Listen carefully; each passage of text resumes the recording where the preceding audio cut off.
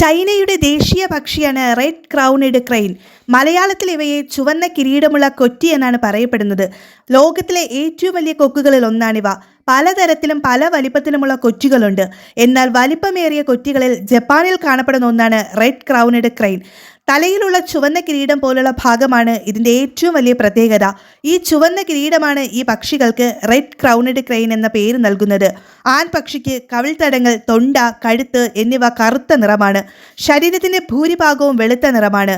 കണ്ണുകൾക്ക് പിന്നിൽ നിന്ന് കഴുത്തുവരെ വെളുത്ത തൂവലുകൾ കാണപ്പെടുന്നു. ഇവയുടെ കൊക്കിന് ഒലിവ് പച്ച നിറമാണ്. ആൺപക്ഷികൾ സാധാരണയായി പെൺപക്ഷിയേക്കാൾ അല്പം വലുതായിരിക്കും. ഇവയുടെ കാലുകൾക്ക് കറുത്ത നിറമാണ്. പെൺപക്ഷിയുടെ കവിൾത്തടങ്ങൾ, തൊണ്ട, കഴുത്ത് എന്നിവ ചാരനിറമാണ്.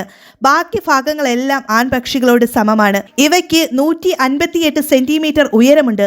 ഈ പക്ഷിയുടെ ചിറകുകളിൽ കറുത്ത നിറം കാണാം. എന്നാൽ പക്ഷികൾ നിൽക്കുമ്പോൾ ഇത് കറുത്ത വാൽ പോലെ കാണുന്നു.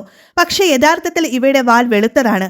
ഈ പക്ഷിയുടെ കൊക്കുകൾ കുന്തം പോലെയുള്ളവയാണ്. ഈ മൂർച്ചയുള്ള കൊക്കുകൾ ഉപയോഗിച്ചാണ് ഇരയെ കുത്തി ആക്രമിക്കുന്നത്.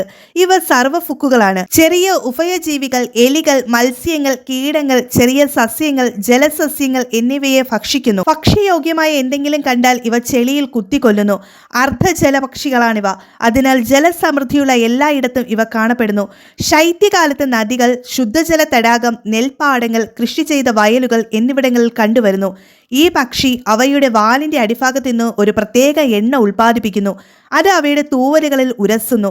ഇത് അവയുടെ തൂവലുകൾക്ക് വെള്ളം കയറാത്തതും വഴക്കമുള്ളതും മികച്ച അവസ്ഥയിൽ നിലനിർത്താനും സഹായിക്കുന്നു. ഇവയുടെ തലയിൽ ചുവന്ന തൊലി ഇവ ദേഷ്യപ്പെടുമ്പോഴോ ആവേശഭരിതമാകുമ്പോഴോ കടും ചുവപ്പായി മാറുന്നു.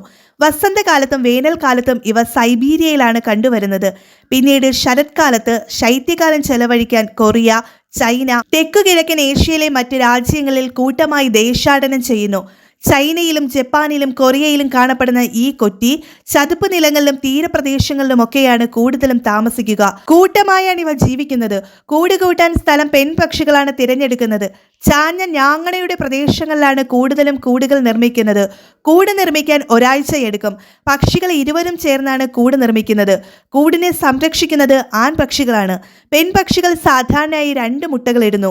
29 മുതൽ 34 ദിവസം വരെ മുട്ടയ്ക്ക് അടയിരിക്കും. ഏകദേശം 95 ദിവസമാകുമ്പോൾ കുഞ്ഞുങ്ങൾ പറക്കാൻ ആരംഭിക്കും. കുഞ്ഞു പക്ഷികൾക്ക് 3 മാസം പ്രായമാകുമ്പോൾ തണ്ണീർത്തടങ്ങളിൽ ഭക്ഷണം തേടാൻ മാതാപിതാക്കളോടൊപ്പം പോകുന്നു. ഒരൊറ്റ ഇണയോടൊപ്പം ജീവിതകാലം മുഴുവൻ കഴിയാനാണ് ഈ പക്ഷികളിൽ ഭൂരിഭാഗം ആഗ്രഹിക്കുന്നത്. അതുകൊണ്ട് തന്നെ ജപ്പാനിൽ ഇവയെ വിവാഹത്തിലെ വിശ്വസ്തതയുടെ അടയാളമായി കണക്കാക്കുന്നു. സമാധാനം കൊണ്ടുവരുന്ന പക്ഷിയായും ഇവയെ കണ്ടുവരുന്നു.